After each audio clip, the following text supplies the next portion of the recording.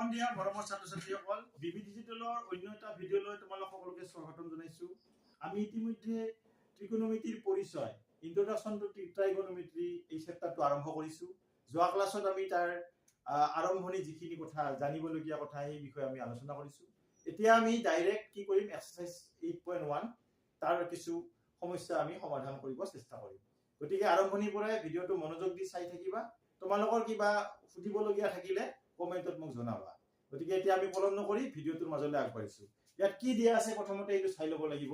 একেবাৰে সহজ 1 নম্বৰ যেটো অংক হেতু কি দিয়া আছে যে ত্ৰিভুজ ABC বি কোণ সমকোণ আৰু AB 24 সেন্টিমিটাৰ আৰু BC 7 সেন্টিমিটাৰ হলে তলত দিয়া বিলাক উলিওৱা। আচ্ছা ইয়াতে আমি ত্ৰিভুজটো প্ৰথমতে আঁকি লৈছো। এটো ABC ত্ৰিভুজ। ইয়াৰে AB কিমান 24 সেন্টিমিটাৰ আছে আৰু BC কিমান আছে 7 সেন্টিমিটাৰ আছে। আৰু এই A কোণ সাপেক্ষে কি কৰিব লাগিব sin A আৰু cos A উলিয়াব লাগিব। প্ৰথম যেটো আমাৰ অংক। আৰু 2 নম্বৰ অংকটো আমি C কোণ সাপেক্ষে কি উলিয়াব লাগিব sin C আৰু cos C উলিয়াব লাগিব। মানে 2 নম্বৰটো আমি পিছত আহি প্ৰথমতে আমি 1 নম্বৰটো কৰি লম। গতিকে ইয়াতে প্ৰথমতে চাই লবা আমি 1 নম্বৰটো কেনেকৈ কৰিম। যে আমি দেখিছো ইয়াতে BC ৰ মানটো দিয়া আছে, AB ৰ মানটো দিয়া আছে, AC ৰ মানটো দিয়া নাই। ইয়াত AC টো হল অতিভুজ। এই অতিভুজটোৰ মানটো দিয়া নাই, কিন্তু আমি অতিভুজৰ মানটো পাইথাগোৰাছৰ সূত্ৰ প্ৰয়োগ কৰি খুব সহজতে উলিয়াব পাৰো। পাইথাগোৰাছৰ যেটো সূত্ৰ আছিল এই সূত্ৰটো কেনেকুৱা ধৰণৰ আছিল সেইটো তোমালোকে জানিব লাগিব। সেইটো আছিল কি যে অতিভুজ স্কয়াৰ অৰ্থাৎ AC স্কয়াৰ ইকুৱেল কি আছিল AB স্কয়াৰ লম্ব স্কয়াৰ ভূমি স্কয়াৰ প্লাস কি আছিল লম্ব স্কয়াৰ। এইটো হল সূত্ৰ। এই সূত্ৰ মতে আমাৰ এই অংকটো আমি AC ৰ মানটো উলিয়াব পাৰো। গতিকে আমি এতিয়া আমি এইটো কথাই ইয়াতে লিখিম আৰম্ভণিতে যে আমি কি লিখিম ইয়াতে এনেকৈ লিখিম যে আমি জানো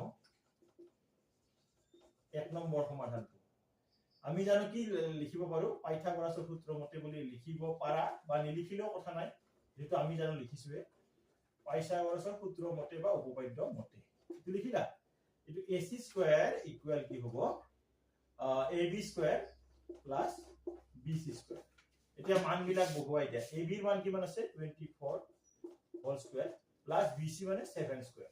24 মানে আমি কি জানিব লাগিব। মই আগতে কৈছো বিভিন্ন অংকত যে এনেকুৱা ধৰণৰ যেতিয়া পূৰণ বিলাক হয় এই পূৰণ বিলাক তোমালোকে মনত ৰাখাটো জৰুৰী, কাৰণ ইয়াতে সময় তোমাৰ বহুত ৰাহি হ'ব।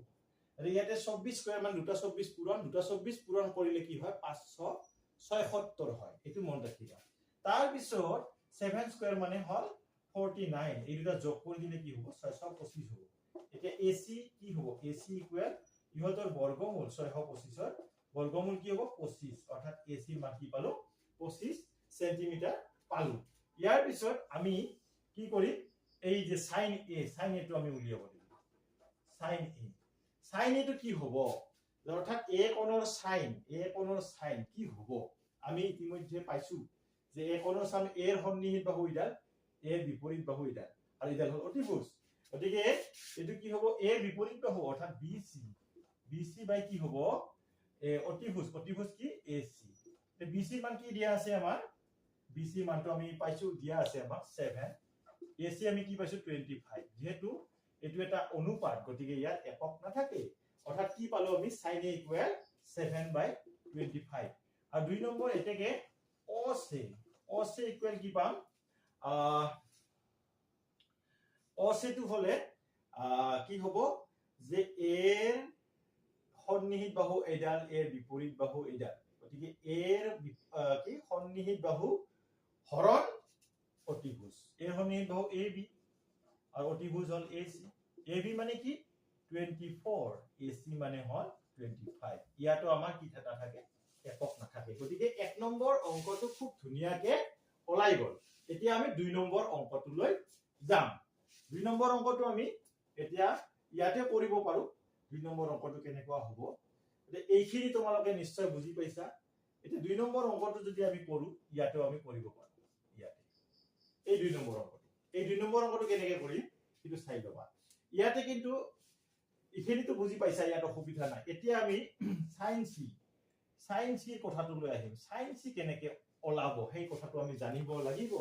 sin c মানে এই কোণটো সাপেক্ষে মই আগৰ আলোচনাত কৈছিলো যে এটা সমকোণী ত্ৰিভুজৰ দুটা সূক্ষ্মকোণ থাকে এই সূক্ষ্মকোণ দুটা সাপেক্ষে প্ৰতিটো সূক্ষ্মকোণৰ সাপেক্ষে ছয়টাকৈ কি থাকে ত্ৰিকোণমিতিক অনুপাত থাকে এই কোণৰ যেনেকৈ ছয়টা আছে ইয়াৰো ছয়টা থাকিব গতিকে c কোণ সাপেক্ষে c কোণৰ যেটো সন্নিহিত বাহু এইডাল হ'ব আৰু c কোণৰ বিপৰীত বাহু হ'ব এইডাল গতিকে ইয়াতে sin c বুলি কোৱাতে c ৰ বিপৰীত বাহু c কোণৰ বিপৰীত বাহু এইটো পাম আমি আৰু হৰণ কি পাম অতিভুজ গতিকে ইয়াতে কি হ'ব অতিভুজ c কোণৰ বিপৰীত বাহু ab আৰু অতিভুজ কি পাম আমি ac c কোণৰ বিপৰীত ইয়াৰ বিপৰীত বাহু ab হয় নহয় হয় আৰু অতিভুজ এইডাল গতিকে এই ab কি পাম আমি 24 আৰু ac পাম 25 এই এটা পালো আমি এইটো তাৰ পিছত cos c টো হ'ব কি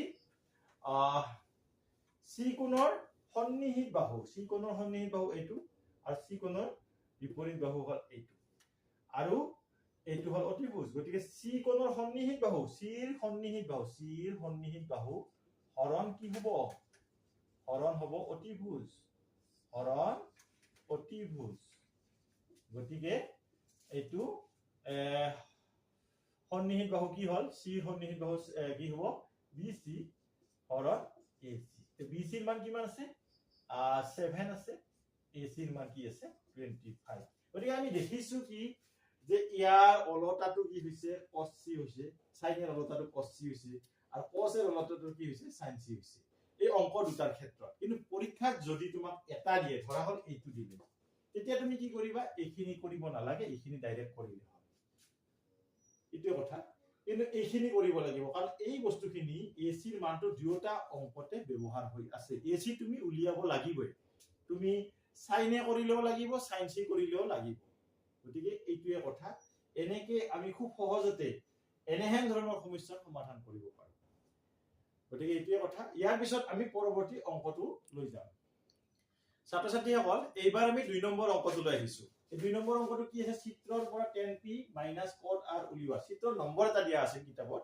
কিন্তু হেতু আমি নম্বৰটো ইয়াতে উঠাই দিছো এই কাৰণে যে এক্সামত তোমাৰ চিত্ৰৰ নম্বৰ এনেকে নাহে পৰীক্ষাটো ডাইৰেক্ট কেনেকে আহিব পাৰে পৰীক্ষা যে তলৰ চিত্ৰৰ পৰা tp - cot r উলিওৱা এনেকে ডাইৰেক্ট আহিব আৰু এই চিত্ৰটোত কি দিয়া আছে tan p - cot r কেনেকে উলিয়াম আমি তাৰ কাৰণে আমাৰ চিত্ৰটো দিয়া আছে চিত্ৰটো কি দিয়া আছে এটা pq r এটা সমকোণী ত্ৰিভুজ যত q সমকোণ ইয়াতে এই pq লম্বডাল হল কিমান 12 সেমি আৰু pr লম্বডাল কিমান আছে 13 সেমি গতিকে এতিয়া আমি এই কথাটো লৈ আহিম ইয়াতে আমি ডাইৰেক্ট কি কৰিব পাৰো যেহেতু ইয়াতে pr টো এটা অতিভুজ হয় গতিকে আমি ডাইৰেক্ট কি কৰিব পাৰো যে pr² ইকুৱেল কি হ'ব বাকি দুটা বৰ্গ কি বাহুৰ বৰ্গ স্কয়াৰ সমান হ'ব এটো হ'ব ইয়াতে আমি এতিয়া মানবিলাক বহুৱাই দিম pr ৰ মান কিমান আছে 13² আৰু pq ৰ মানটো আমাক দিয়া আছে 12² আমি উলিয়াব লাগে কি উলিয়াব লাগে qr² বা qr ৰ মান উলিয়াব লাগে এতিয়া ইটো হ'ব কিমান 13² টো আমি এনেকৈ ধৰো 12² টো আমি ইফালে আনিলো আৰু qr² টো আমি ইয়াতে ৰাখিলো এতিয়া 13² মানে কি 169 হয় 12² মানে 144 হয় এইবিলাক আমি জানো qr² ইটো হ'ব কিমান 25 ইটো হ'ব qr² এটাকে কি হ'ব qr ইকুৱেল কি হ'ব 25 সেমি কি ইয়াৰ বৰ্গমূল হ'ল 25 ৰ বৰ্গমূল কিমান হ'ব নিশ্চয় 5 হ'ব 5 সেমি আমি qr ৰ মান পালো 5 সেমি এতিয়া আমি আহিম tan p কি হ'ব tan p অৰ্থাৎ এইটো কোণ সাপেক্ষে এই p কোণটো সূক্ষ্ম কোণ এই কোণটো সাপেক্ষে টেনজেন্ট উলাব লাগে বা tan মানটো উলাব লাগে tan ত্ৰিকোণমিতিক অনুপাতটো উলিয়াব লাগে যে এই p ৰ সন্নিহিত বাহু এডাল p ৰ বিপৰীত বাহু এডাল p কোণৰ গতিকে ইয়াতে আমাৰ যেহেতু tan p উলিয়াব লাগে তে p বিপৰীত বাহু অনুপাত p ৰ সন্নিহিত বাহু অৰ্থাৎ qr বাই কি হ'ব pq হ'ব তে ইয়াতে কি হ'ব মানটো 5/12 হ'ব এটো পালো আমি ইয়াৰ পিছত আমি কি কৰিব লাগিব cot r টো উলিয়াব লাগিব cot r টো উলাতে অলপমান এটা কথা আছে যে cot r টো আমি যেহেতু যেতিয়া শিকিছো এতিয়া আমি cot r টো ডাইৰেক্ট শিকা নাছিলো আমি 10 ৰ পৰা শিকিছিলো cot ৰ মানটো গতিকে এই কোডটো সাপেক্ষে এতিয়া 10 r টো আমি প্ৰথমতে উলিয়াইলাম 10 r টো কেনেকুৱা হ'ব 10 r টো কেনেকুৱা হ'ব হেতু উলিয়াম এই r কোণ সাপেক্ষে r কোণৰ সন্নিহিত বাহু ইডাল r কোণৰ বিপৰীত বাহু এইডাল গতিকে ইয়াতে কি হ'ব 10 r মানে আমি কি পাম 10 r মানে আমি যদি ভাবো যেহেতু 10 ৰ ক্ষেত্ৰত কি হয় যিকোনো সূক্ষ্মকোণ সাপেক্ষে কি হ'ব যে সেই সূক্ষ্মকোণটোৰ কি হয় বিপৰীত বাহু অনুপাত কি হ'ব সৰি সেই সূক্ষ্মকোণটোৰ কি হ'ব বিপৰীত বাহু অনুপাত সেই সূক্ষ্মকোণটোৰ সন্নিহিত বাহু অৰ্থাৎ কি হ'ব PQ বাই QR এটো কিমান হ'ব PQ বাই QR পালো এটো পালো আমি এতিয়া ইয়াৰ পৰা আমি cot r যদি উলিয়াব লাগে তেতিয়া এটো QR পাই PQ পাম না নাই নিশ্চয় পাম গতিকে আমি ইয়াতে লিখো QR বাই PQ এটো কি হ'ব 5 বাই 12 ইটো 5 বাই 12 এ হয় গতিকে আমি দেখা পালো কি এতেকে 10p minus cot r equal 5 by 12 minus 5 by 12 that is 0 গতিকে ইমান মস্ত অংকটোৰ আমি কি পালো ৰিজাল্টটো কি পালো শূন্য পালো গতিকে এনেহেন ধৰণে হ'ব পাৰে গতিকে এইটোৱে কথা যে বহুত টান বস্তু নহয় একেবাৰে সহজ বস্তু মই অলপ কৈ থকতে দীঘল হৈছে কিন্তু ইমান আসলতে যেতিয়া তোমালোকে অভ্যাস কৰিবা তেতিয়া এইবিলাক খুব সহজতে খুব কম সময়ৰ ভিতৰত কৰিব পাৰিবা একেবাৰে টান নহয় গতিকে এইটোৱে কথা যদি ইয়াতে কিবা বুজি পোৱাৰ অসুবিধা হৈছে কমেন্ট বক্সত কমেন্ট কৰিবা আৰু মই আৰু ভালকে দিয়াৰ কাৰণে চেষ্টা কৰিম কিবা বুজি নাপাত অসুবিধা হলে মোক কবা মই আৰু শুধৰাই দিয়াৰ কাৰণে চেষ্টা কৰিম তোমালোকৰ কিছুমান গঠনমূলক পৰামৰ্শ আমাৰ দৰকাৰ আছে এই কাৰণে দৰকাৰ আছে আমিও তোমালোকৰ লগত শিকি আছো গতিকে এইটোৱে কথা গতিকে আজিলৈ ইমানতে এৰিব বিচাৰিছো যিবিলাকে মোৰ ভিডিও নতুনকৈ চাই আছে তেওঁলোকক মই আহ্বান জনাও তেওঁলোকে যাতে মোৰ চেনেলটো সাবস্ক্ৰাইব কৰে ৰেগুলাৰ আপডেটৰ বাবে এইখিনি আজিলৈ ইমানতে এৰিব বিচাৰিছো ধন্যবাদ শুভৰাত্ৰি